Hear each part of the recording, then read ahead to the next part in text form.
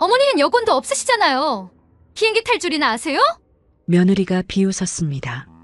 사돈이 옆에서 킬킬거렸습니다. 아들은 아무 말도 하지 않았습니다. 저는 손주를 안고 공항 앞에서 그들을 배웅했습니다. 해외여행은 이번이 7번째였습니다. 매번 사돈만 데려갔습니다. 그날 밤 저는 충격적인 것을 발견했습니다. 제 명의의 집이 담보로 잡혀 3억이 빠져나가 있었습니다. 며느리 카톡에는 이런 대화가 있었습니다.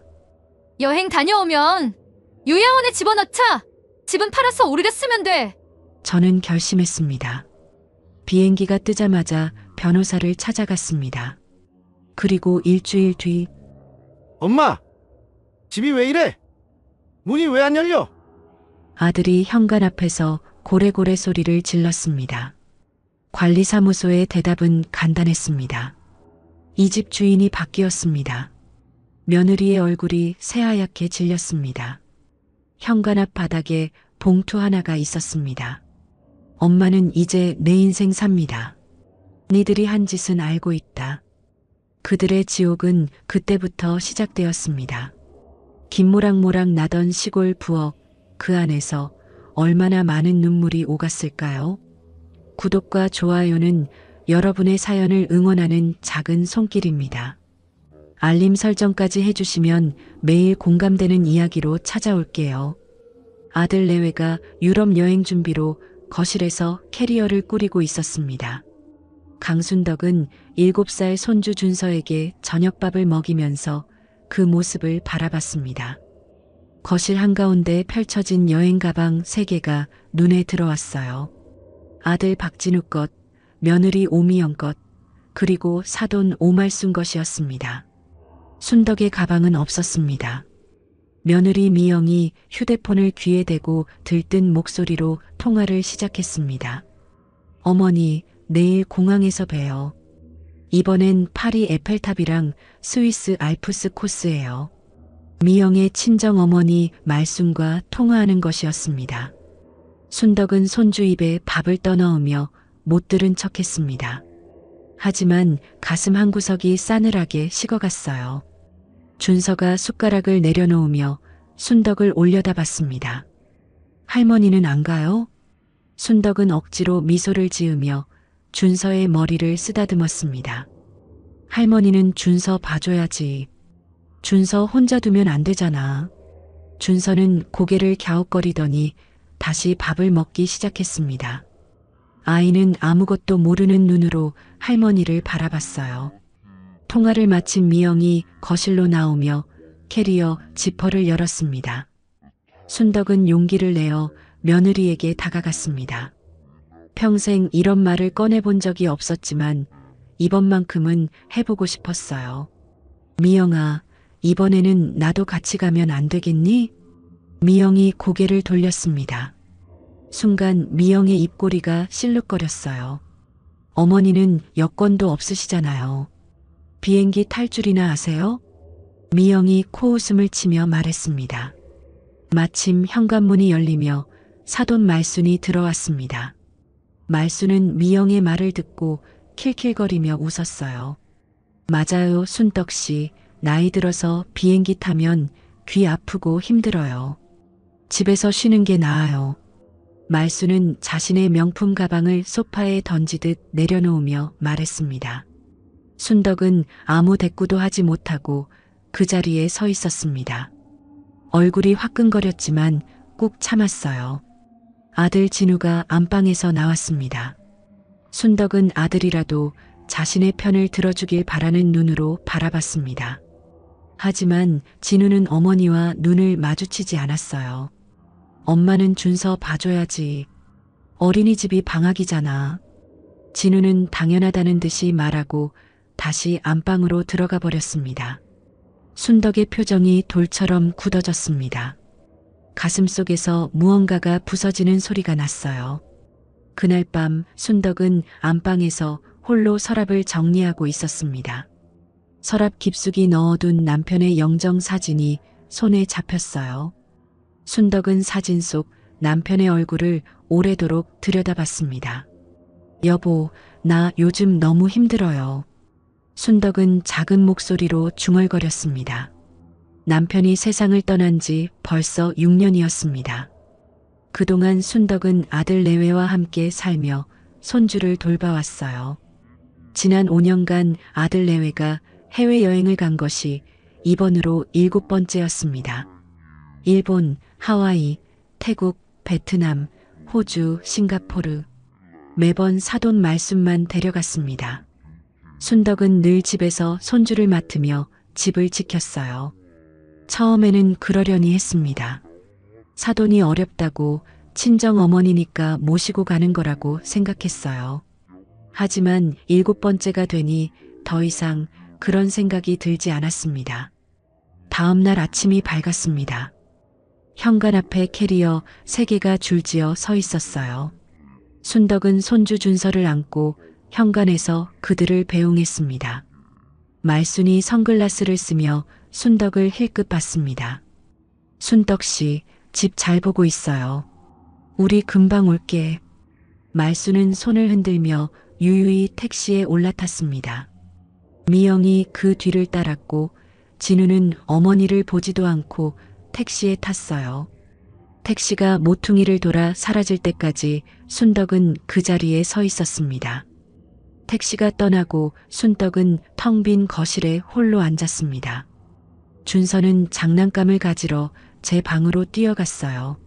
순덕은 한숨을 깊이 내쉬며 거실을 둘러봤습니다. 그때 진우의 방 책상 위에 서류 봉투 하나가 눈에 들어왔습니다.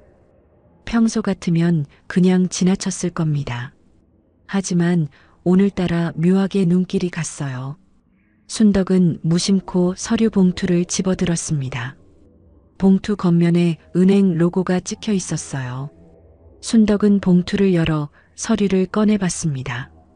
순간 순덕의 눈이 휘둥그레졌습니다. 서류에는 자신의 이름이 적혀 있었어요. 이 집의 등기부등본과 담보대출 확인서였습니다. 순덕은 서류를 자세히 읽어봤습니다. 자신 명의의 이 집이 담보로 잡혀 3억 원이 대출되어 있었어요. 대출 실행일은 3달 전이었습니다. 순덕의 손이 덜덜 떨리기 시작했습니다. 자신은 이런 서류에 도장을 찍은 적이 없었어요. 서류에 찍힌 도장과 서명을 자세히 들여다봤습니다. 도장은 자신의 것이 맞았습니다. 하지만 서명은 미묘하게 달랐어요. 누군가 자신의 도장을 몰래 가져가 서류를 위조한 것이 분명했습니다. 순덕은 다리에 힘이 풀려 그 자리에 주저앉았습니다. 머릿속이 새하얘졌어요. 자신이 평생 모은 돈으로 산 이 집이 아들의 빚 담보가 되어 있었습니다. 그날 밤 순덕은 잠을 이루지 못하고 거실을 서성였습니다. 불을 끄고 소파에 앉아 멍하니 있는데 테이블 위에서 불빛이 반짝였어요. 미영이 두고 간 태블릿이었습니다. 순덕은 무의식적으로 태블릿을 집어들었습니다. 화면을 켜니 카카오톡이 열려 있었어요. 미영과 친정어머니 말순의 대화창이었습니다. 순덕은 대화 내용을 읽기 시작했습니다. 읽으면 안 되는 것을 알았지만 손이 멈추지 않았어요. 한 줄 한 줄 읽어 내려갈수록 순덕의 얼굴이 창백하게 변해갔습니다. 여행 다녀오면 시어머니 요양원에 집어넣을 거야. 미영의 메시지였습니다. 순덕은 눈을 의심했어요. 그 집은 우리가 팔아서 빚 갚고 나머지는 우리가 쓰면 돼. 미영의 메시지가 이어졌습니다. 말순의 답장이 바로 아래 있었어요. 잘 됐네. 시어머니가 뭘 알겠어. 치매 왔다고 하면 그만이야. 순덕은 두 손으로 입을 틀어막았습니다. 목구멍에서 신음소리가 새어나왔어요. 숨이 막혀 거친 호흡을 몰아쉬었습니다. 5년 동안 손주를 키우고 집안일을 도맡아 했습니다. 아들 내외가 해외여행을 갈 때마다 사돈만 모시고 가도 참았어요. 그런데 이게 자신에게 돌아온 대가였습니다. 순덕은 태블릿을 내려놓고 창밖을 바라봤습니다. 어둠 속에 가로등 불빛만 희미하게 비치고 있었어요. 순덕의 눈에서 뜨거운 눈물이 흘러내렸습니다. 하지만 순덕은 소리내어 울지 않았습니다. 주먹을 꽉 쥐고 눈물을 닦아냈어요. 가슴속 깊은 곳에서 차가운 무언가가 굳어져 가는 것을 느꼈습니다. 순덕은 휴대폰을 꺼내 태블릿 화면을 촬영했습니다. 대화 내용을 한 장 한 장 저장했어요. 담보대출 서류도 함께 촬영해 두었습니다. 밤새 잠을 이루지 못한 순덕은 창문 너머로 동이 트는 것을 바라봤습니다. 결심이 섰어요. 더 이상 바보처럼 당하고만 있지 않겠다고 마음먹었습니다. 다음 날 아침 순덕은 손주 준서를 어린이집에 데려다 주었습니다. 밤새 잠을 못 자서 눈이 퉁퉁 부어 있었어요. 어린이집 선생님이 걱정스러운 눈으로 바라봤지만 순덕은 괜찮다며 손을 저었습니다. 어린이집을 나온 순덕은 곧장 은행으로 향했습니다. 버스 안에서도 어젯밤 본 서류와 카톡 대화가 머릿속을 떠나지 않았어요. 혹시 자신이 잘못 본 것은 아닐까 하는 신락 같은 희망을 품고 있었습니다. 은행에 도착한 순덕은 번호표를 뽑고 대기석에 앉았습니다. 손에 땀이 났어요. 심장이 쿵쾅거려서 옆 사람에게 들릴 것 같았습니다. 드디어 순덕의 차례가 왔습니다. 순덕은 창구 직원에게 담보대출 서류를 내밀었어요. 이 대출이 제 명의로 되어 있는데 제가 한 게 아닙니다. 확인 좀 해주세요. 직원이 서류를 받아들고 컴퓨터를 확인했습니다. 잠시 후 직원이 고개를 들었어요. 대출 실행일에 본인이 직접 오셨고 신분증과 도장을 지참하셨습니다. 순덕은 고개를 세차게 저었습니다. 그날 저는 병원에 입원해 있었어요. 제가 올 수가 없었다고요. 순덕은 미리 준비해온 입원 확인서를 꺼내 직원에게 보여줬습니다. 석 달 전 담보대출 실행일에 순덕은 담낭 수술로 병원에 입원해 있었어요. 누군가 그 틈을 노려 서류를 위조한 것이 분명했습니다. 직원의 얼굴이 굳어졌습니다. 서류 위조 가능성이 있으시네요. 법적 조치를 고려해 보시는 게 좋겠습니다. 직원은 조심스럽게 말하며 관련 서류 사본을 출력해 순덕에게 건넸습니다. 순덕은 서류를 받아들며 한숨을 내쉬었어요.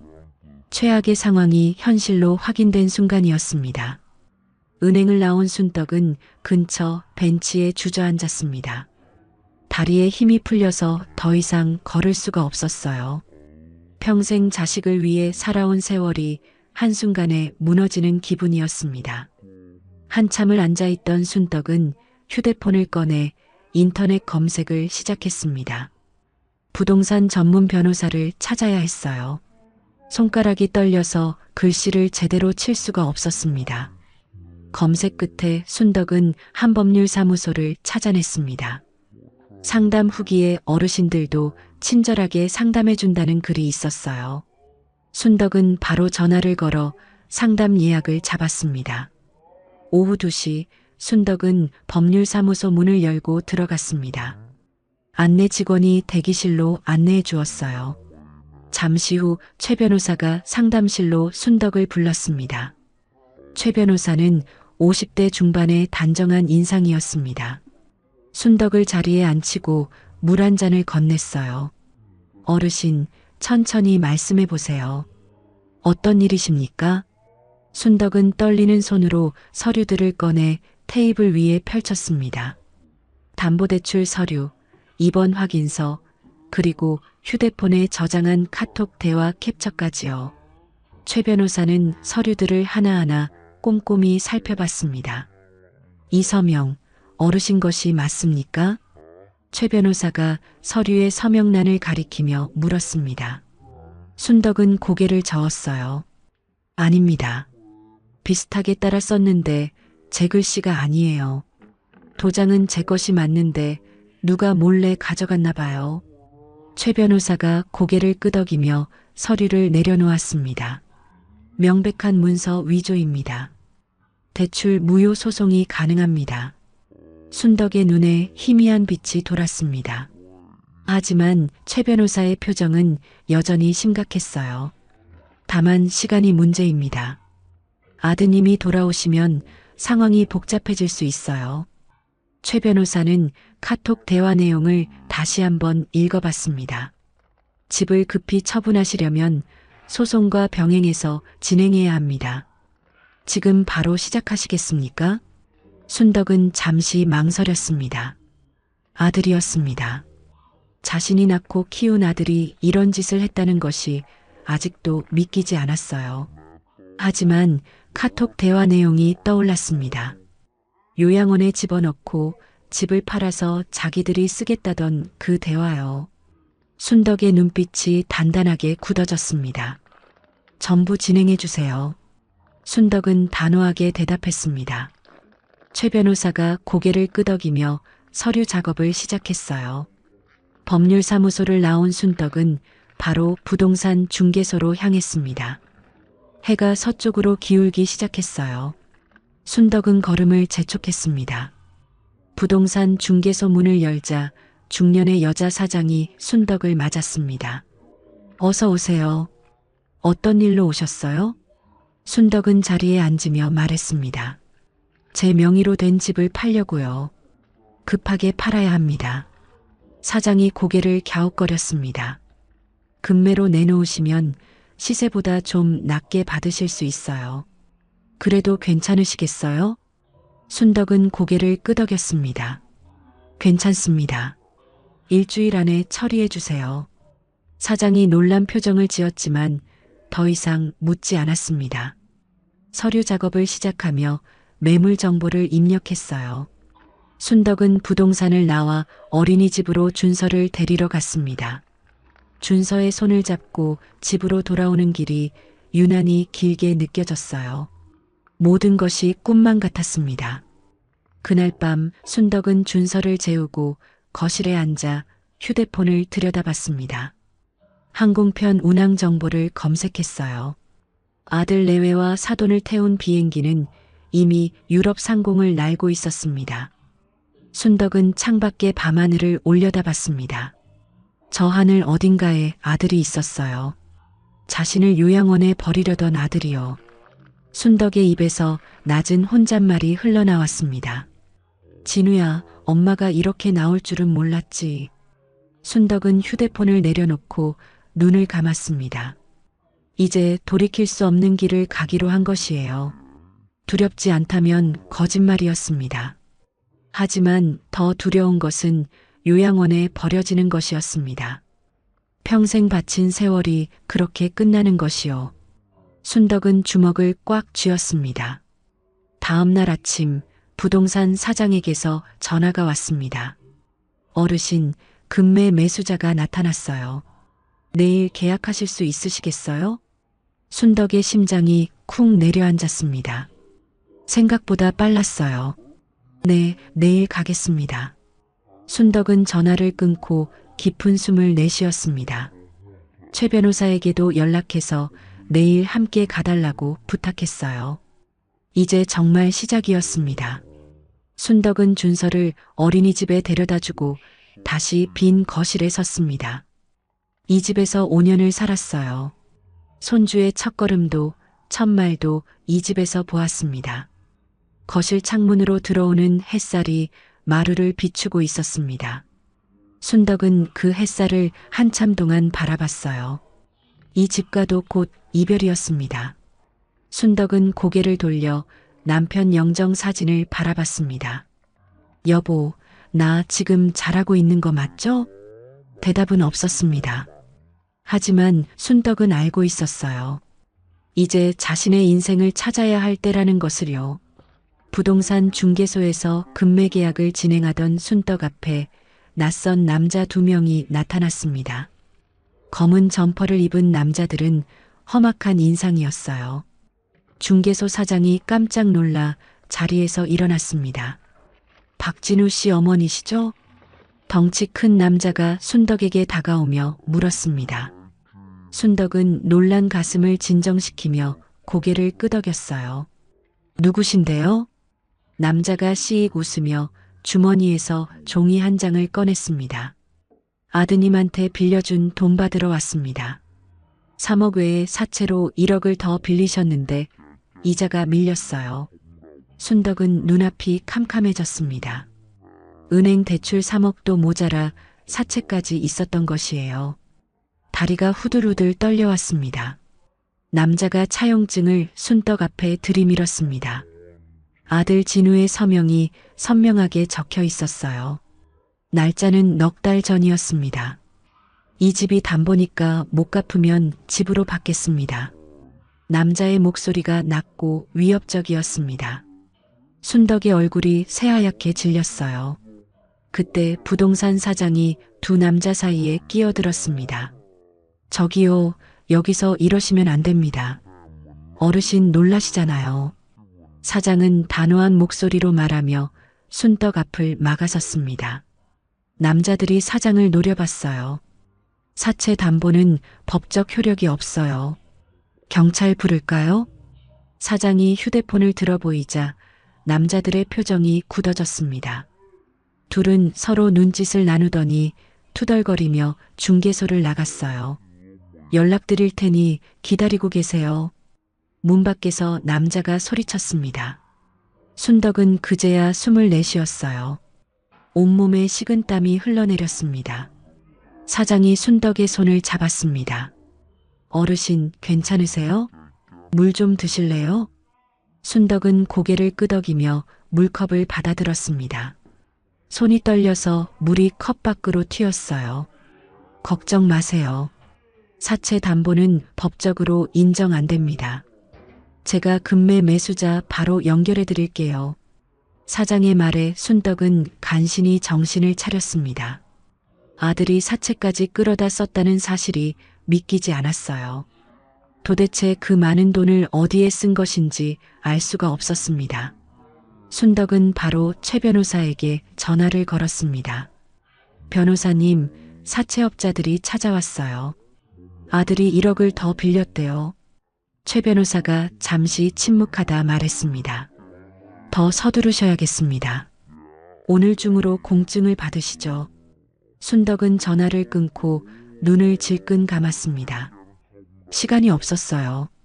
아들이 돌아오기 전에 모든 것을 끝내야 했습니다. 한편 그 시각 유럽에서는 진우의 휴대폰이 울렸습니다. 에펠탑 앞에서 기념사진을 찍던 진우가 전화를 받았어요. 사채업자의 목소리가 들려왔습니다. 진우의 표정이 일그러졌습니다. 주변을 살피며 목소리를 낮췄어요. 지금 해외라서 어쩔 수 없다고요. 돌아가면 연락드릴게요. 진우는 급하게 전화를 끊었습니다. 미영이 다가와 물었어요. 무슨 전화야? 표정이 왜 그래? 진우는 억지로 웃음을 지었습니다. 회사에서 온 전화야. 별거 아니야. 미영은 의심스러운 눈으로 남편을 바라봤습니다. 하지만 더 묻지 않고 돌아섰어요. 사돈 말순이 손을 흔들며 레스토랑으로 가자고 재촉하고 있었습니다. 빨리 와요. 배고파 죽겠어. 말순은 고급 레스토랑 앞에서 기다리며 희죽거렸습니다. 진우는 무거운 발걸음으로 그 뒤를 따랐어요. 마음 한구석이 불안했지만 내색하지 않았습니다. 같은 시각 한국에서 순덕은 최 변호사 사무실에 도착했습니다. 변호사가 준비한 서류들이 테이블 위에 펼쳐져 있었어요. 대출 무효 확인서와 집 매매 계약서였습니다. 여기에 도장을 찍으시면 됩니다. 최 변호사가 서류를 가리키며 말했습니다. 순덕은 떨리는 손으로 도장을 꺼냈어요. 잠시 멈칫했습니다. 이 도장을 찍는 순간 돌이킬 수 없었어요. 아들과의 관계도 이 집에서의 생활도 모두 끝이었습니다. 최 변호사가 순덕의 눈치를 살피며 조용히 말했습니다. 천천히 생각하셔도 됩니다. 하지만 시간이 많지 않은 것도 사실입니다. 순덕은 깊은 숨을 들이마셨습니다. 미영의 카톡 대화가 떠올랐어요. 요양원에 집어넣겠다던 그 차가운 글자들이요. 순덕은 단호하게 도장을 찍었습니다. 대출 무효 확인서에 한 번, 매매 계약서에 한 번이요. 붉은 인주가 선명하게 찍혔습니다. 매수자에게 일주일 내로 잔금 처리해달라고 부탁했습니다. 최 변호사가 서류를 정리하며 말했습니다. 순덕은 고개를 끄덕였어요. 변호사 사무실을 나온 순덕은 하늘을 올려다봤습니다. 해가 뉘엿뉘엿 지고 있었어요. 주황빛 노을이 하늘을 물들이고 있었습니다. 순덕은 천천히 집으로 돌아왔습니다. 어린이집에서 준서를 데려와 저녁을 먹였어요. 평소와 다름없이 손주와 시간을 보냈습니다. 준서가 잠든 후 순덕은 홀로 거실에 앉았습니다. 남편 영정 사진 앞에 물 한 잔을 올려놓았어요. 여보, 나 이제 그만 바보짓 끝내려고 해요. 순덕은 나지막이 중얼거렸습니다. 영정 사진 속 남편은 온화하게 웃고 있었어요. 순덕은 휴대폰을 꺼내 오랜 친구의 번호를 눌렀습니다. 신호음이 2번 울리고 반가운 목소리가 들려왔어요. 여보세요? 고향 친구 김복자였습니다. 순덕은 울컥 눈물이 날 것 같았어요. 복자야, 나야. 순덕이. 복자가 반가워하는 소리가 들렸습니다. 아이고, 이게 얼마만이야. 무슨 일이야? 순덕은 잠시 망설이다가 입을 열었습니다. 복자야, 나 내려가도 되겠니? 서울에서 더 이상 못 살겠어. 복자가 걱정스러운 목소리로 물었습니다. 무슨 일인데 그래? 아들네랑 무슨 일 있어? 순덕은 대답 대신 한숨을 내쉬었습니다. 전화기 너머로 복자의 숨소리가 들렸어요. 알았어. 뭔 일인지는 와서 얘기해. 내 방 비워놨어. 당장 와. 복자의 따뜻한 목소리에 순덕의 눈에서 눈물이 흘러내렸습니다. 오랜만에 느껴보는 따스함이었어요. 고마워, 복자야. 정리되는 대로 내려갈게. 전화를 끄는 순덕은 창밖을 바라봤습니다.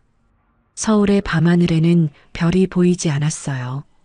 고향 마을의 별이 가득한 밤하늘이 떠올랐습니다. 순덕은 자리에서 일어나 안방으로 들어갔습니다. 옷장 깊숙이 넣어둔 작은 상자를 꺼냈어요. 남편과의 추억이 담긴 사진들이었습니다.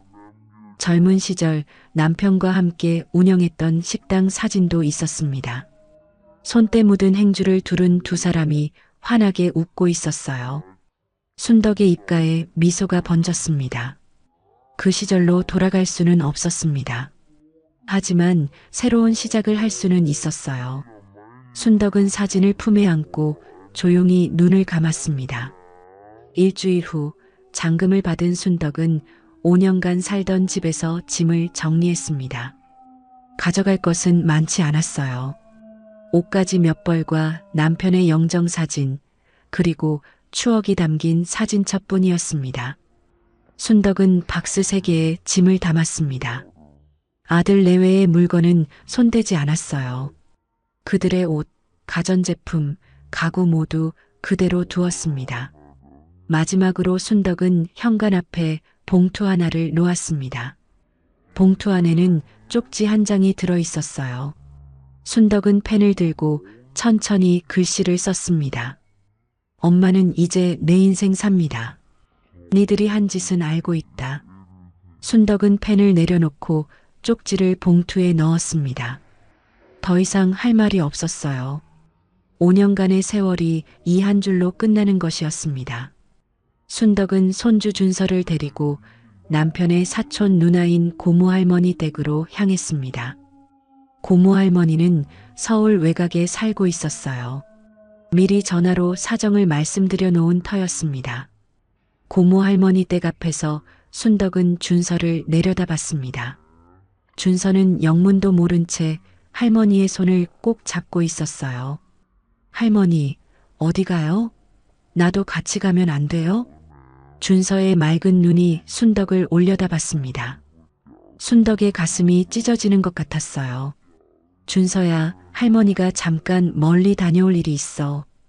고모 할머니랑 며칠만 있어. 순덕은 애써 미소를 지으며 준서의 머리를 쓰다듬었습니다. 눈물이 나올 것 같아서 고개를 돌렸어요. 고모 할머니가 현관문을 열고 나왔습니다. 이른이 넘은 고모 할머니는 순덕의 손을 꼭 잡았어요. 순덕아, 걱정 마.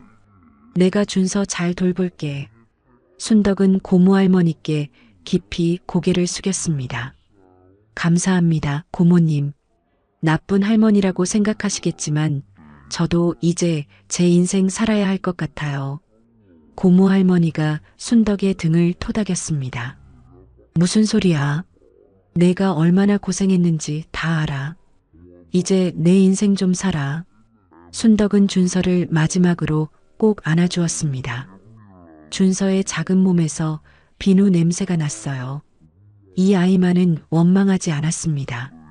시외버스 터미널에 도착한 순덕은 고향행 버스표를 끊었습니다. 30년 만에 돌아가는 고향이었어요. 버스에 오르는 발걸음이 무겁기도 하고 가볍기도 했습니다. 창밖으로 서울 풍경이 스쳐 지나갔습니다. 높은 빌딩들, 빽빽한 아파트들, 분주한 사람들이요. 순덕은 그 풍경을 오래도록 바라봤습니다. 3시간을 달려 버스가 고향 마을 정류장에 멈췄습니다. 순덕이 버스에서 내리자 익숙한 냄새가 코끝을 스쳤어요. 흙냄새와 풀냄새가 섞인 고향의 공기였습니다. 야, 순덕아. 마을 입구에서 김복자가 손을 흔들며 달려왔습니다. 복자는 순덕을 덥석 끌어안았어요. 이 뚱딴지야, 몇 년 만이야. 복자의 품에서 순덕은 그만 눈물을 터뜨리고 말았습니다. 참고 참았던 눈물이 한꺼번에 쏟아졌어요. 복자는 아무 말 없이 친구의 등을 쓸어주었습니다. 울어, 울어. 실컷 울고 나면 속이 풀려. 복자는 순덕을 달래며 마을 안쪽으로 이끌었습니다. 좁은 골목길을 지나 작은 분식집 앞에 섰어요. 간판에는 복자네 분식이라고 적혀 있었습니다. 여기가 내 가게야. 2층에 방이 있는데 내가 써. 복자가 가게 문을 열며 말했습니다. 순덕은 작지만 정갈한 가게 내부를 둘러봤어요. 테이블 4개가 놓인 아담한 공간이었습니다. 2층으로 올라가니 작은 방이 하나 있었습니다. 창문으로 마을 뒷산이 보였어요. 순덕은 짐을 내려놓고 창밖을 바라봤습니다. 복자야, 정말 고마워. 어떻게 이 은혜를 갚아야 할지 모르겠다. 복자가 손을 내저었습니다. 무슨 은혜야? 우리가 몇 년 친군데. 복자는 순덕을 방에 앉히고 따뜻한 차를 내왔습니다. 순덕은 차를 한 모금 마시며 한숨을 내쉬었어요. 복자야, 나 여기서 다시 시작하고 싶어. 뭐라도 하면서 살고 싶어. 복자의 눈이 반짝였습니다. 잘 됐다. 나 혼자 이 가게 하기 힘들었어. 같이 하자. 순덕이 놀란 눈으로 복자를 바라봤습니다. 내가 뭘 도와줄 수 있겠어? 복자가 씩 웃었습니다. 야, 내 칼국수 손맛 잊었어?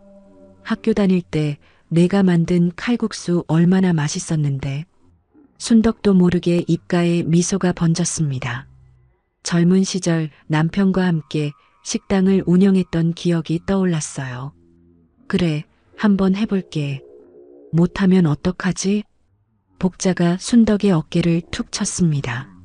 못하면 어때? 우리 나이에 뭐가 무서워? 그날 밤 순덕은 오랜만에 편하게 잠들었습니다.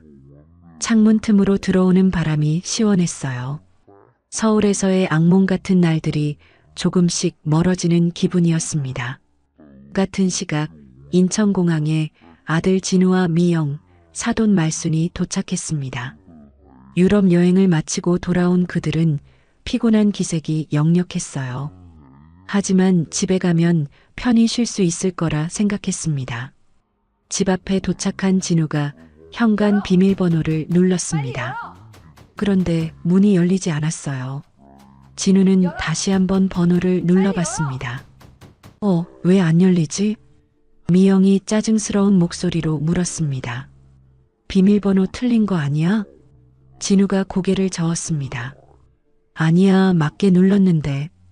말순이 캐리어를 끌며 투덜거렸습니다. 빨리 좀 열어. 피곤해 죽겠어. 진우는 관리사무소에 전화를 걸었습니다. 잠시 후 진우의 얼굴이 새하얗게 질렸어요. 뭐라고요? 주인이 바뀌었다고요? 진우의 목소리가 떨렸습니다. 미영이 남편의 팔을 잡아 끌었어요. 무슨 소리야? 주인이 왜 바뀌어? 진우는 대답하지 못하고 멍하니 서 있었습니다. 그때 현관 앞 바닥에 떨어진 봉투가 눈에 들어왔어요. 진우가 봉투를 집어들고 열어봤습니다. 쪽지 한 장이 들어 있었습니다. 진우가 쪽지를 읽는 순간 다리에 힘이 풀렸어요. 엄마는 이제 내 인생 삽니다. 니들이 한 짓은 알고 있다. 미영이 쪽지를 빼앗아 읽더니 비명을 질렀습니다. 어머니가 미쳤어. 우리 집을 어떻게 팔아? 진우가 힘없이 대답했습니다. 원래 엄마 명의 집이야. 말순이 어리둥절한 표정으로 두 사람을 번갈아 봤습니다. 그럼 나는 오늘 어디서 자? 아무도 대답하지 못했습니다. 세 사람은 텅 빈 현관 앞에서 캐리어를 끌고 우왕좌왕했어요. 그 시각 고향 마을에서 순덕은 창문 너머로 별이 쏟아지는 밤하늘을 바라봤습니다. 서울에서는 볼 수 없던 별들이었어요. 순덕의 입가에 평온한 미소가 번졌습니다. 석 달이 흘렀습니다. 순덕과 복자가 함께 운영하는 고향 손맛집은 입소문을 타고 유명해졌어요. 간판도 새로 달고 메뉴판도 새로 만들었습니다. 순덕이 직접 반죽한 손칼국수와 손두부찌개가 대표 메뉴였습니다.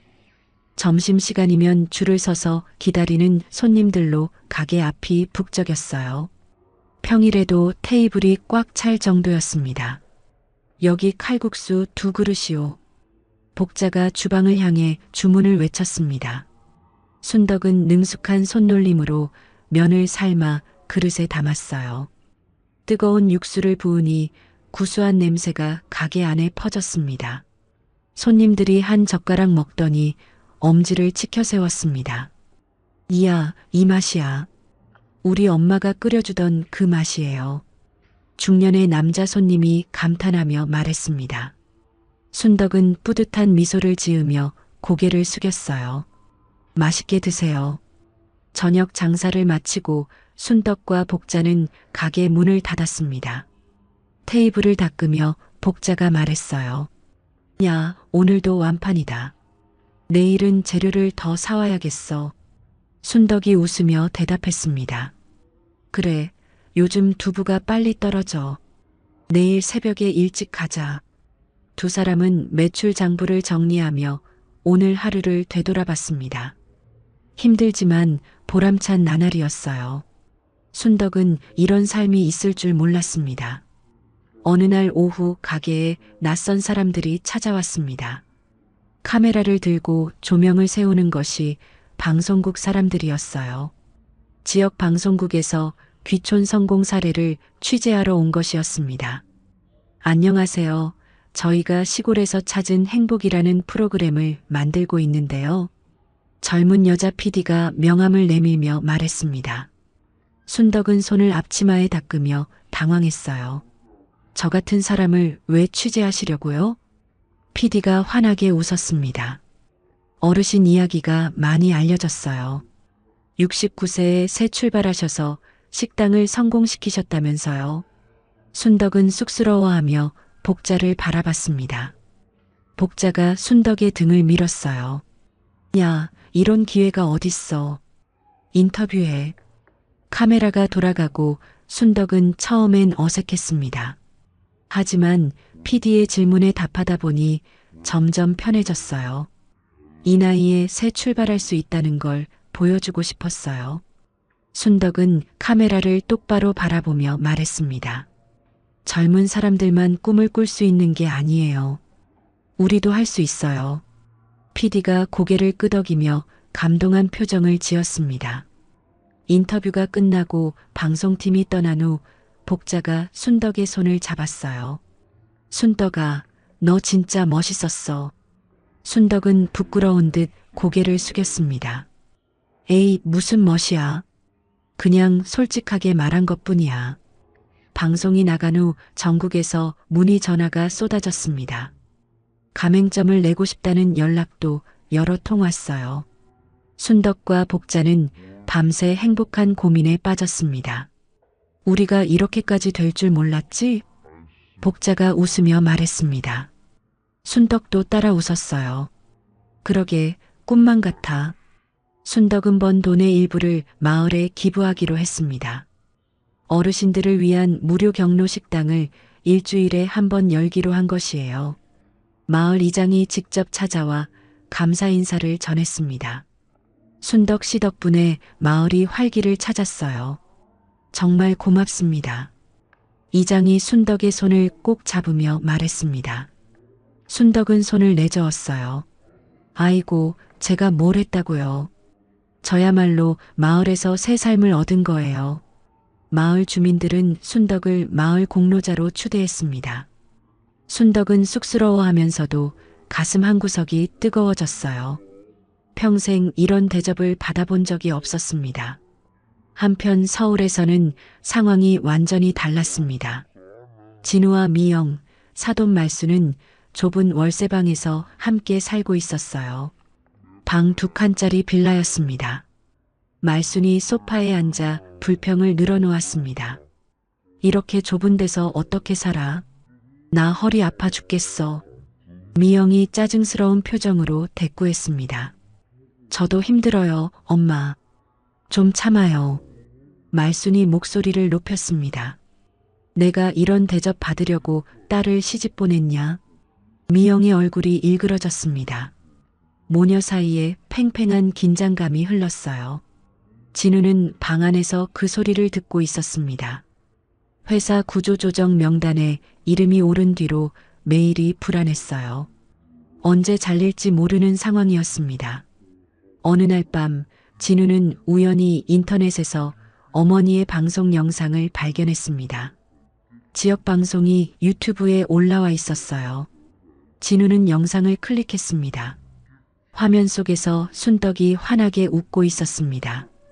깔끔한 앞치마를 두르고 칼국수를 만드는 모습이었어요.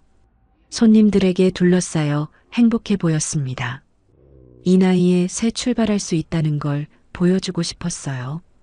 어머니의 목소리가 화면에서 흘러나왔습니다. 진우의 눈에 눈물이 고였어요. 자신이 무엇을 잃었는지 그제야 알 것 같았습니다. 어머니의 희생을 당연하게 여겼던 지난 날들이 떠올랐어요. 진우는 휴대폰을 꽉 쥔 채 한참을 멍하니 앉아 있었습니다. 엄마한테 연락해 볼까? 진우가 거실로 나와 미영에게 말했습니다. 미영이 눈을 치켜떴어요. 뭐, 지금 그게 중요해? 진우가 고개를 끄덕였습니다. 엄마한테 사과하고 싶어? 미영이 코웃음을 쳤습니다. 사과는 무슨 사과야? 그 집 다시 뺏어와야지. 우리 돈으로 산 거잖아. 진우의 표정이 굳어졌습니다. 우리 돈이 아니야. 엄마 돈이었어. 미영이 아무 말도 하지 못했습니다. 진우는 고개를 떨구고 방으로 들어가 버렸어요. 그날 밤 고향 마을에서 순덕은 뒷산에 올랐습니다. 복자와 함께 저녁 산책을 하는 것이 요즘 일과였어요. 산 정상에서 바라본 하늘에는 별이 가득했습니다. 복자야, 나 요즘 너무 행복해서 무서워. 순덕이 하늘을 올려다보며 말했습니다. 복자가 웃었어요. 무서워하지 마. 내가 받을 만큼 받는 거야. 순덕은 먼 하늘을 바라보며 남편 생각에 잠겼습니다. 눈시울이 붉어졌다가 이내 미소로 바뀌었어요. 여보, 나 이제 행복해도 되는 거죠? 바람이 순덕의 머리카락을 부드럽게 흩날렸습니다. 마치 남편이 대답하는 것 같았어요. 순덕은 별빛 아래서 오래도록 서 있었습니다. 며칠 후 사돈 말순에게 한 통의 전화가 걸려왔습니다. 오랜 지인이라는 남자였어요. 말순은 반가운 목소리로 전화를 받았습니다. 어머, 김 사장님. 오랜만이에요. 전화기 너머로 남자의 구수한 목소리가 들려왔습니다. 말순의 표정이 점점 밝아졌어요. 확실한 투자 기회가 있다고요? 석 달에 2배요? 말순은 귀를 쫑긋 세우며 통화에 집중했습니다. 남자는 자신이 운영하는 투자회사에 돈을 맡기면 큰 수익을 보장한다고 했어요. 원금 보장에 고수익이라는 달콤한 말이 쏟아졌습니다. 전화를 끄는 말순이 미영에게 다가왔습니다. 말순의 눈이 반짝거렸어요. 미영아, 대박날 기회가 왔어. 미영이 고개를 갸웃거렸습니다. 무슨 기회요, 엄마? 말순이 목소리를 낮추며 말했습니다. 김 사장이라고 내 오랜 지인인데 투자하면 석 달에 2배가 된대. 내가 노후자금 5천만 원 넣을 테니까 너희도 좀 보태라. 미영의 눈이 커졌습니다. 요즘 생활이 빠듯했던 터라 귀가 솔깃했어요. 정말요? 확실한 거예요? 말순이 자신있게 고개를 끄덕였습니다. 내가 아는 사람이야. 믿을만해. 미영은 남편 진우에게 이 이야기를 전했습니다. 진우는 고개를 세차게 저었어요. 안 돼. 그런 건 사기일 확률이 높아. 미영이 목소리를 높였습니다. 지금 우리 형편이 어떤데 그래. 뭐라도 해야지. 말순도 가세했습니다. 맞아, 사위. 이렇게 좋은 기회를 왜 놓쳐? 돈 좀 벌어서 이 좁은 데서 나가야지. 진우는 2 사람의 압박에 시달렸습니다. 매일 밤 잠을 이루지 못했어요. 하지만 아내와 장모의 성화에 결국 무릎을 꿇었습니다. 진우는 회사에서 퇴직금 담보대출을 받았습니다. 7천만 원이었어요. 그 돈을 말순에게 건넸습니다. 말순은 총 1억 2천만 원을 김 사장에게 송금했습니다. 자신의 노후자금 5천만 원과 진우에게 받은 7천만 원을 합친 금액이었어요. 말순은 벌써 큰 돈을 벌 생각에 들떠 있었습니다. 석 달만 기다려. 우리 부자 된다. 말순이 자신만만하게 말했습니다. 미영도 기대에 부풀었어요. 진우만 불안한 표정으로 창밖을 바라봤습니다. 일주일이 지났습니다. 말순이 김 사장에게 전화를 걸었지만 연결되지 않았어요. 처음엔 바쁜가 보다 생각했습니다. 이틀이 더 지나도 전화는 받지 않았습니다. 말순의 얼굴에 불안한 기색이 떠올랐어요. 손이 떨리기 시작했습니다. 사흘째 되는 날 말순은 직접 김 사장의 사무실을 찾아갔습니다. 그런데 사무실이 있던 건물층에는 텅 빈 공간만 있었어요. 사무실 흔적조차 찾을 수 없었습니다. 아니, 이게 무슨... 말순은 건물 관리인을 붙잡고 물었습니다. 관리인이 무덤덤하게 대답했어요. 그 회사요? 일주일 전에 갑자기 짐 빼고 사라졌어요. 말순의 다리가 풀렸습니다. 벽에 기대어 간신히 몸을 지탱했어요. 눈앞이 캄캄해졌습니다. 집으로 돌아온 말순은 바닥에 주저앉아 울부짖었습니다. 내 돈, 내 평생 모은 돈. 미영이 놀라서 달려왔습니다. 엄마, 왜 그래요? 무슨 일이에요? 말순이 미영의 손을 붙잡았습니다. 사기야, 사기. 그 사람이 돈 들고 도망갔어. 미영의 얼굴이 새하얗게 질렸습니다. 7천만 원이라는 숫자가 머릿속을 맴돌았어요. 남편의 퇴직금 담보대출이었습니다. 진우가 회사에서 돌아와 상황을 알게 되었습니다. 진우는 아무 말도 하지 못하고 소파에 주저앉았어요. 손으로 얼굴을 감싸쥐었습니다. 경찰에 신고했지만 결과는 참담했습니다. 조직적인 사기로 피해자가 수십 명에 달한다고 했어요. 수사는 지연될 것이고 돈을 되찾기는 어려울 거라는 대답뿐이었습니다. 말순이 미영에게 울면서 말했습니다. 미영아, 엄마가 잘못했어. 어떡하지? 미영의 눈에 불꽃이 튀었습니다. 참았던 감정이 터져나왔어요. 엄마가 욕심부려서 이 꼴이 됐잖아. 왜 확인도 안 하고 돈을 보내요? 말순이 목소리를 높였습니다. 내년이 돈 보태라고 해서 그런 거지. 나 혼자 한 게 아니야. 모녀가 거세게 다투기 시작했습니다. 좁은 월세방에서 고함 소리가 울려 퍼졌어요. 진우는 두 손으로 귀를 막고 방으로 들어가 버렸습니다. 설상가상으로 다음날 진우에게 회사에서 연락이 왔습니다. 구조조정 대상자로 최종 확정되었다는 통보였어요. 이달 말까지 퇴사하라는 내용이었습니다. 진우는 전화를 끊고 멍하니 앉아 있었습니다. 직장도 잃고 돈도 잃었어요. 퇴직금 담보대출의 상환 독촉이 곧 시작될 것이었습니다. 미영이 방으로 들어와 남편을 다그쳤습니다. 어떻게 할 거야? 대출은 어떻게 갚아? 진우는 대답하지 못했습니다.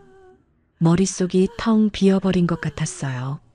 며칠 후 집주인에게서 연락이 왔습니다. 월세가 2달째 밀렸으니 이번 달 안에 방을 빼라는 통보였어요. 미영이 전화를 끊고 눈물을 쏟았습니다. 이러다 우리 진짜 거리로 나앉게 생겼어. 말수는 구석에 웅크리고 앉아 아무 말도 하지 못했습니다. 자신 때문에 이 지경이 된 것을 알기에 고개를 들 수가 없었어요. 모녀 사이에는 싸늘한 공기가 흘렀습니다. 진우는 더 이상 방법이 없었습니다. 사채업자들의 독촉 전화는 매일 울렸어요. 퇴직금 대출 상환 독촉장도 날아왔습니다. 어느 날 밤 진우는 휴대폰을 들었습니다. 어머니 순덕의 번호를 찾아 전화를 걸었어요. 신호음이 울렸지만 순덕은 받지 않았습니다. 진우는 다시 전화를 걸었습니다. 2번, 3번, 4번이요. 하지만 순덕은 끝내 전화를 받지 않았습니다. 진우는 휴대폰을 내려놓고 천장을 바라봤습니다. 눈물이 흘러내렸어요. 자신이 뿌린 씨앗이 이렇게 돌아온 것이었습니다. 며칠 밤을 꼬박 세운 진우는 결심했습니다. 직접 어머니를 찾아가기로 한 것이에요. 새벽에 홀로 시외버스 터미널로 향했습니다. 버스에 오르며 진우는 창밖을 바라봤습니다. 서울의 불빛이 점점 멀어져 갔어요. 어머니에게 무슨 말을 해야 할지 아직 정하지 못했습니다. 이른 아침 시외버스가 고향 마을 정류장에 멈췄습니다. 진우는 버스에서 내려 주위를 둘러봤어요. 30년 만에 밟아보는 어머니의 고향 땅이었습니다. 마을 초입에는 작은 가게들이 줄지어 있었습니다. 그중 하나에 고향 손맛집이라는 간판이 눈에 들어왔어요. 진우는 천천히 그 가게 앞으로 다가갔습니다. 가게 안에서 어머니 순덕이 주방에서 일하고 있었습니다. 앞치마를 두르고 칼국수 반죽을 치대는 모습이었어요. 진우는 유리창 너머로 그 모습을 한참 동안 바라봤습니다. 어머니의 얼굴에는 미소가 가득했습니다. 서울에서 살 때와는 완전히 다른 표정이었어요. 진우의 가슴이 먹먹해졌습니다. 순덕이 고개를 들어 창밖을 바라봤습니다. 그리고 유리창 앞에 서 있는 아들을 발견했어요. 순덕의 표정이 굳어졌습니다. 두 사람의 눈이 마주쳤습니다. 순덕은 잠시 멈추더니 아무 말 없이 다시 반죽에 집중했어요. 진우는 발을 떼지 못하고 그 자리에 서 있었습니다. 가게 문이 열리더니 복자가 밖으로 나왔습니다. 복자는 진우를 위아래로 훑어보며 물었어요. 뭐하러 왔어? 너 때문에 내 엄마가 얼마나 속을 썩었는데. 복자의 목소리는 차가웠습니다. 진우는 고개를 숙였어요. 엄마한테 할 말이 있어요. 복자가 코웃음을 쳤습니다. 할 말? 이제 와서 무슨 할 말이 있다고. 복자가 팔짱을 끼고 진우를 막아섰습니다. 그때 가게 문이 다시 열리고 순덕이 나왔어요. 순덕은 아들 앞에 멈춰서서 말없이 내려다봤습니다.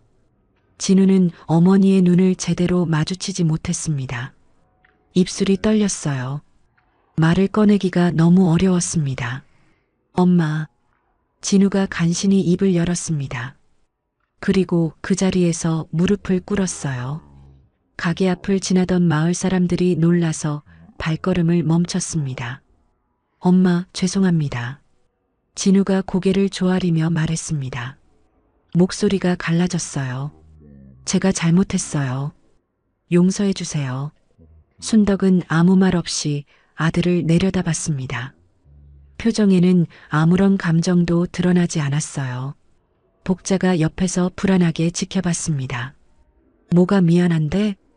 순덕이 차갑게 물었습니다. 진우가 고개를 들었어요. 다요. 다 잘못했어요. 진우의 목소리가 떨렸습니다. 엄마 명의로 몰래 대출받은 것, 엄마를 요양원에 보내려 한 것, 사돈만 데리고 여행 다닌 것, 전부 다 제 잘못이에요. 순덕의 눈에 잠깐 파란이 일었습니다. 하지만 금세 다시 차가워졌어요. 그래서 순덕의 한마디에 진우가 다시 고개를 숙였습니다. 저는 자격 없는 아들입니다. 그래도 한 번만 기회를 주세요. 진우의 눈에서 눈물이 흘러내렸습니다. 뚝뚝 떨어지는 눈물이 흙바닥에 자국을 남겼어요. 순덕은 한참 동안 말이 없었습니다. 바람이 불어 나뭇잎이 흔들렸어요. 무거운 침묵이 흘렀습니다. 일어나. 순덕이 나직하게 말했습니다. 진우가 고개를 들었어요. 용서는 쉽게 되는 게 아니다. 순덕은 아들의 눈을 똑바로 바라보며 말했습니다. 하지만 내가 어떻게 변하는지 볼 거다. 순덕이 진우의 팔을 잡아 일으켜 세웠습니다. 진우의 눈에서 다시 눈물이 쏟아졌어요. 복자가 옆에서 순덕의 어깨를 툭 쳤습니다. 야, 너 또 마음이 약해지는 거 아니지? 순덕이 고개를 저었습니다. 아니야. 공짜로 봐주는 거 아니야. 순덕이 진우를 바라보며 말했습니다. 내가 진짜 달라지고 싶으면 여기서 일부터 해라. 공짜로 도와주는 거 없다. 진우는 고개를 끄덕였습니다. 네, 뭐든지 할게요. 그날부터 진우는 가게에서 일하기 시작했습니다. 청소, 설거지, 재료 손질까지 닥치는 대로 했어요. 처음엔 서툴러서 접시도 깨고 실수도 많았습니다. 복자가 혀를 찼습니다. 쯧쯧, 저게 무슨 일을 했다고. 하지만 진우는 포기하지 않았습니다. 매일 새벽에 일어나 가게 문을 열었어요. 밤늦게까지 설거지를 하고 바닥을 닦았습니다. 순덕은 아들의 변화를 말없이 지켜봤습니다. 가끔 서로 눈이 마주치면 진우는 고개를 숙였어요. 아직 어머니 앞에서 당당할 자격이 없다는 것을 알았습니다. 열흘쯤 지났을 때 미영이 고향 마을에 나타났습니다. 남편이 돌아오지 않자 직접 찾아온 것이었어요. 미영은 가게 앞에서 앞치마를 두른 진우를 보고 눈이 휘둥그레졌습니다. 당신 지금 뭐 하는 거야? 미영이 다그쳤습니다. 진우가 조용히 대답했어요. 일하는 거야. 미영이 어이없다는 표정을 지었습니다. 집에 가자. 당신이 여기서 이럴 때가 아니잖아. 진우가 고개를 저었습니다.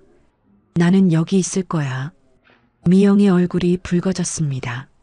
미영은 가게 안으로 들어가 순덕을 찾았어요.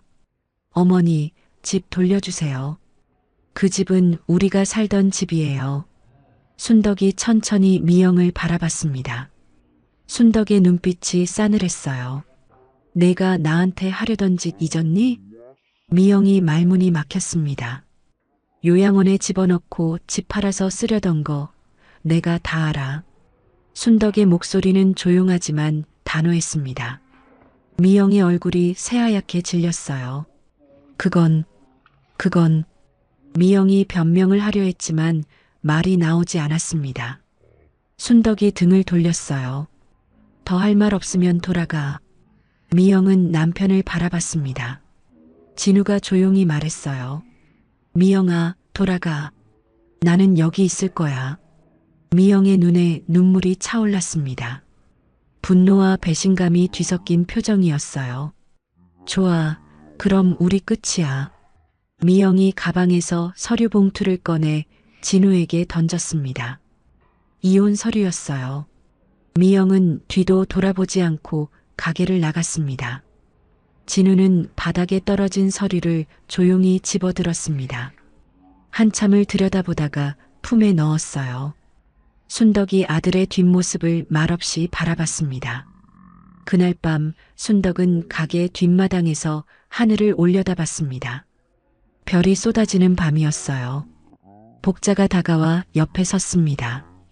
진우 녀석, 진짜 변하려는 것 같아? 순덕이 천천히 고개를 끄덕였습니다.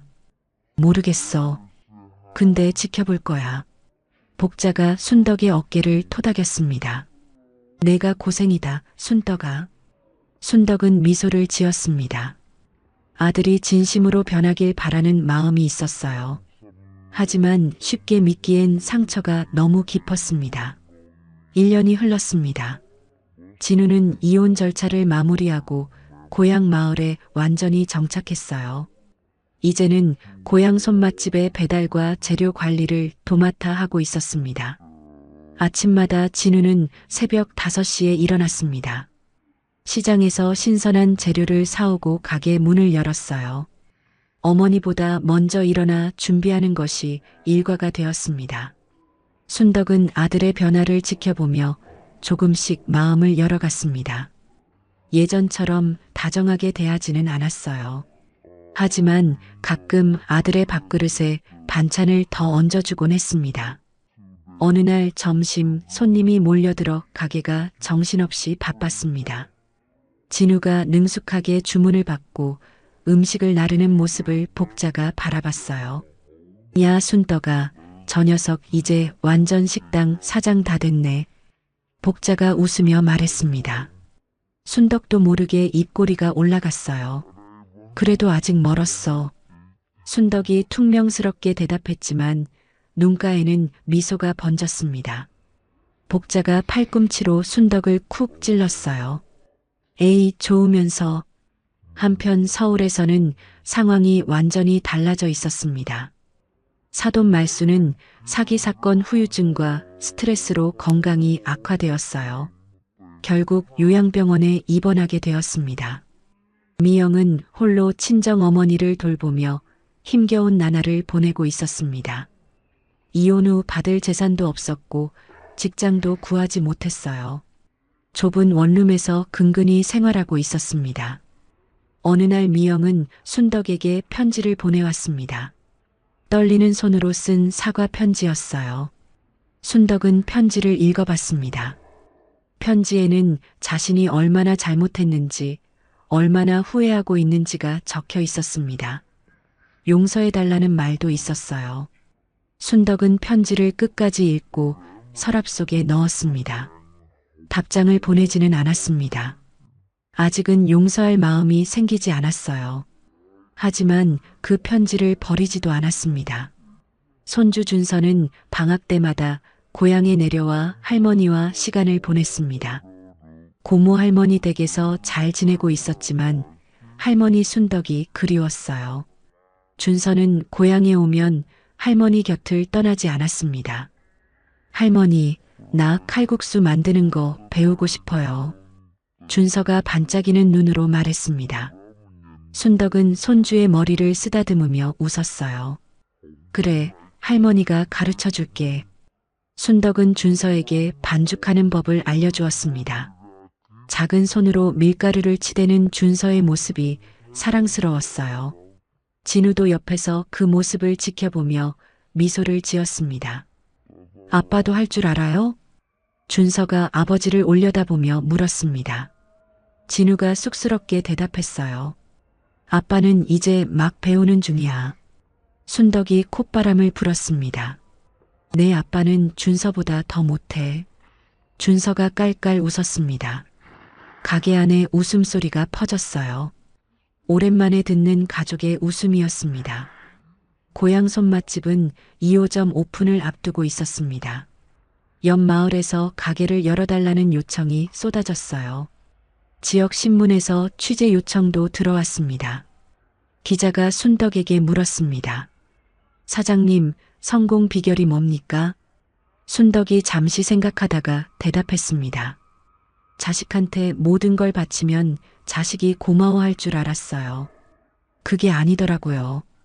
기자가 고개를 끄덕이며 받아 적었습니다.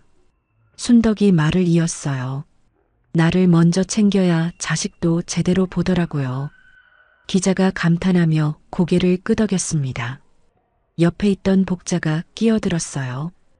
이 친구가 처음 왔을 땐 우울해 죽겠다 싶었는데 지금은 내가 기 빨려요.